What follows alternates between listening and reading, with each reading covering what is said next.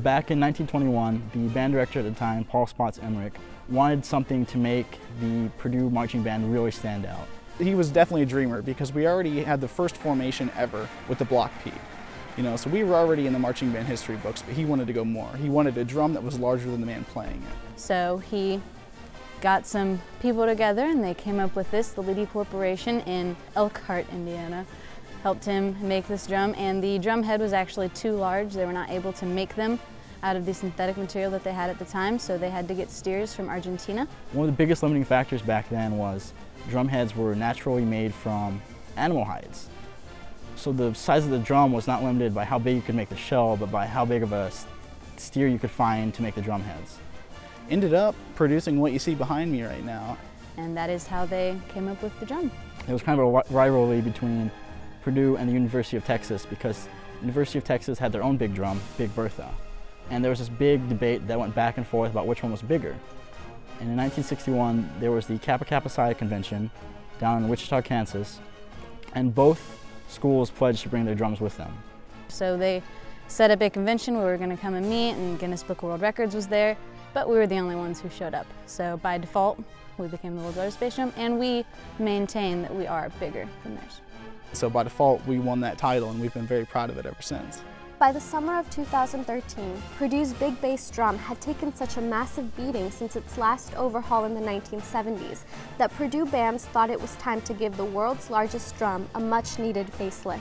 The drum has been several years since it was last remastered, and this year, over the summer, Mike Sherwood, who works for the ME department, completely redid all the hardware.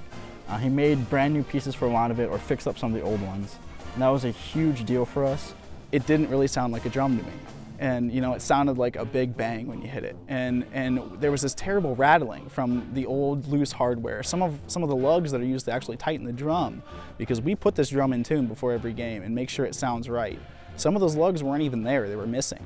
And so we couldn't efficiently tune this. It was kind of as good as we could get it. Mike Sherwood was approached by Pamela Nave, who was in charge of the drum, and she asked him if there was any way they could make the hardware on the drum up to date, because it would rattle when you ran. There was no way we could tune it. So he said that he would do it, and he said that he would do it for free. All he asked was that she cover the cost of the materials to be used. What was interesting was they actually asked me to do the job. And it started out being, can you repair these parts and make them work? And initially I said, yeah, well, that shouldn't be a problem. It's a simple job. After close evaluation, we realized that we were going to have to actually remake some of the parts.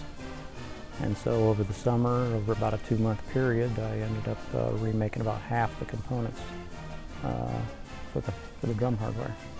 You had the brackets that actually had the turnbuckle rods that actually tightened up the drum heads. They were worn out, the threads were stripped, and the holes that actually held the cross rods were so oblong and worn out that the rods would actually rattle when they hit the drum. What Mike did is he kind of used new techniques to refurbish an old drum.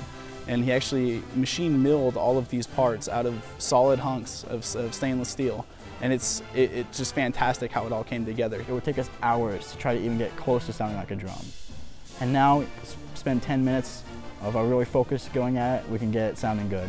When you hit this drum now, there's not a bit of rattling anymore. It's tight, it's well in tune, and it was just so surreal the first time I heard this drum get hit after we'd gotten it, the lugs put back on it and the tension rods redone, the brackets redone. It was so great.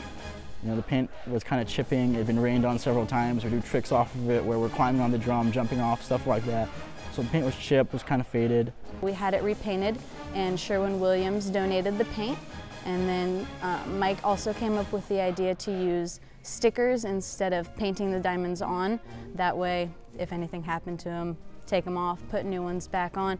And those are donated by Madman Creatives, and they work really well. Heritage Paint Company went ahead and painted it for us, and it took 3 coats of paint to get it looking the way it does right now. And I think it looks really good. I think it looks fantastic, personally. It was basically a very nice honor to be able to work on this project. I love the physicality, the sheer power you've got to put into it. You know, it's a lot of fun getting out there and really throwing this huge drum around. Got to meet the crew, which is a great bunch of people.